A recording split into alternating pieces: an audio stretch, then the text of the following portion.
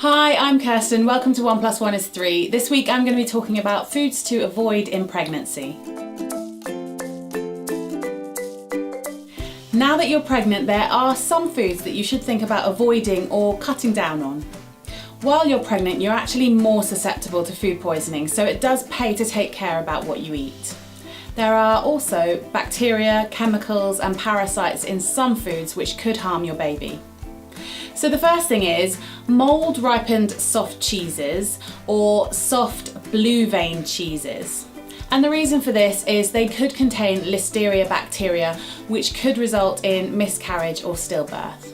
And the next thing is raw or undercooked eggs. If you're pregnant, do make sure you just cook your eggs through thoroughly so that the yolk is not runny anymore. And the reason for this is a risk of salmonella food poisoning, which can make you really unwell and can have negative effects on the baby as well. And the next thing is raw or undercooked meats, and that actually includes chorizo, parma ham and pepperoni.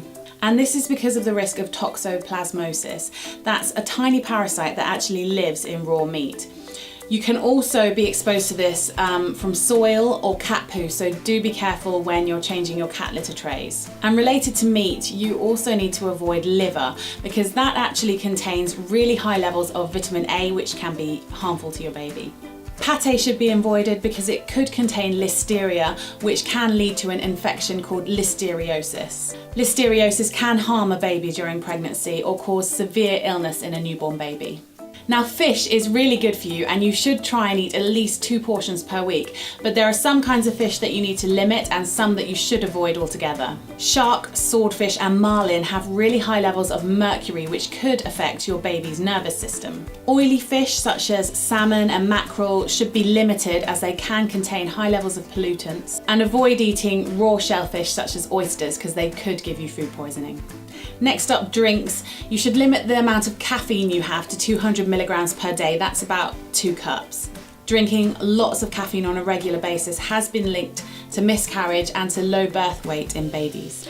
And finally, if you have eaten any of these things, don't panic. As long as you're feeling all right, it's unlikely to have affected you or your baby. Do talk to your doctor or your midwife if you're worried about something you've eaten though. If you're interested in seeing more videos to do with pregnancy, do click the subscribe button below. Thanks very much for watching.